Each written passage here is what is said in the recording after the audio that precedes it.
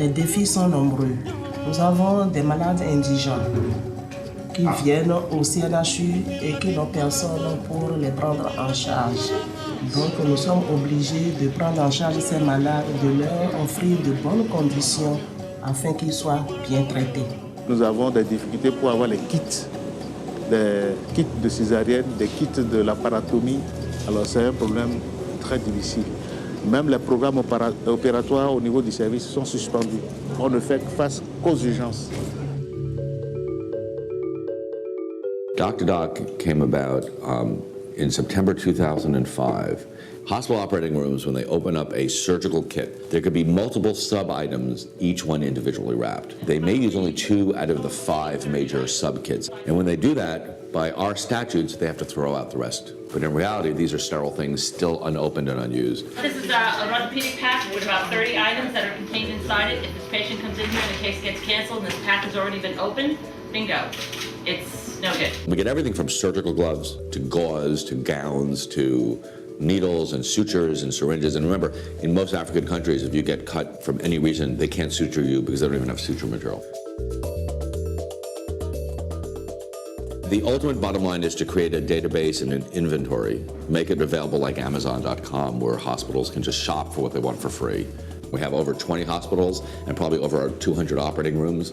We're able to generate from these in the range of $20 million of supplies a year. And remember, medical supplies, 7,000 tons a day are thrown out, and they either are going to landfill, polluting our environment, or they're incinerated. So we really are converting surplus into survival. Everybody has just embraced the idea and everybody's very, very excited about what we're doing here. We're very conscious of recycling at home and bringing it back here. It's a natural thing. It's absolutely natural.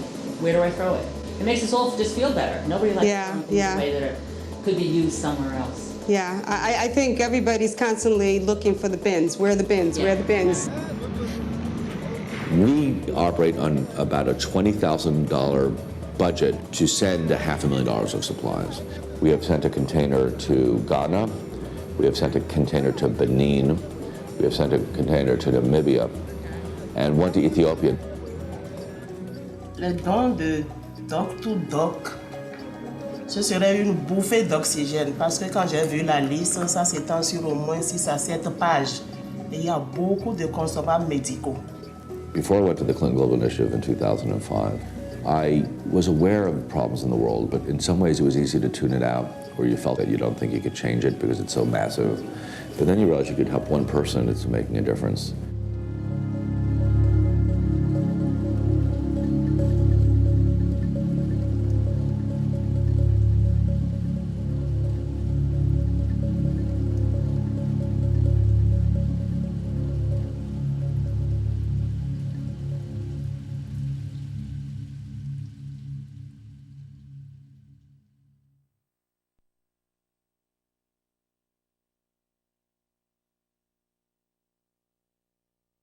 My name is Mike LaFond. I'm from the University of Michigan, class of 2009. I'll be a junior next year. My name is Jimmy Mentor, and I'm from the University of Michigan, and I'm going into my senior year. Do you mean like a before, like what I thought coming in, and then what you thought coming in, then how it was actually?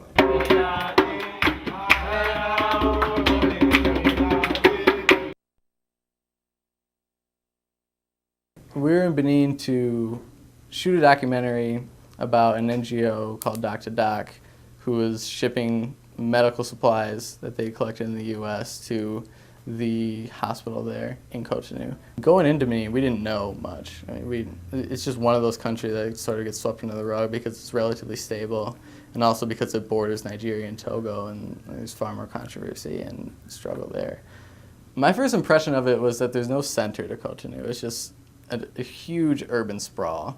It's a city that's growing probably faster than it can handle at this point.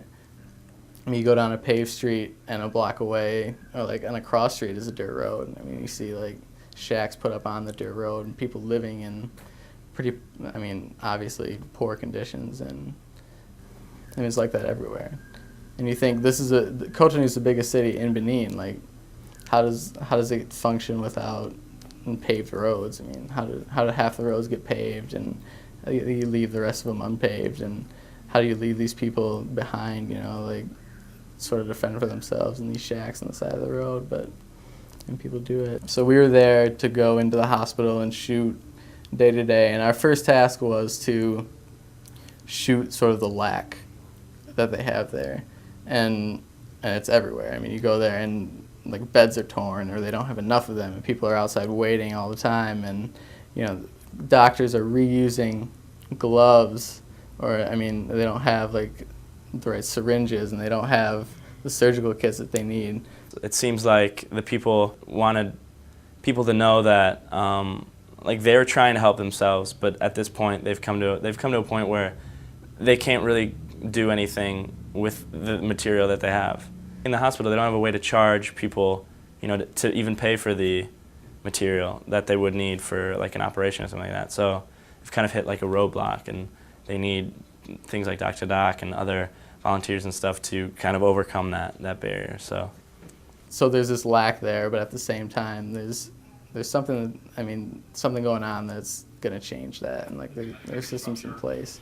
Right now, if we send vaccines to Benin, Meeting Bruce and seeing how he thought of an idea, and then is now helping so many other people. I guess I want to show other people out there and people that are thinking, how can I help other people? I want to show them that one person can make a difference, you know?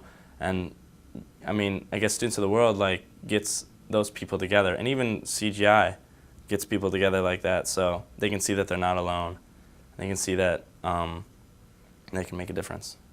You're there in the moment, and you're learning about the way the world works, and you're learning about the way you fit into the world and the way that other people fit into the world and can work together to change things. And it's just, I mean, you have to go through that sort of struggle and that disorientation to really understand that.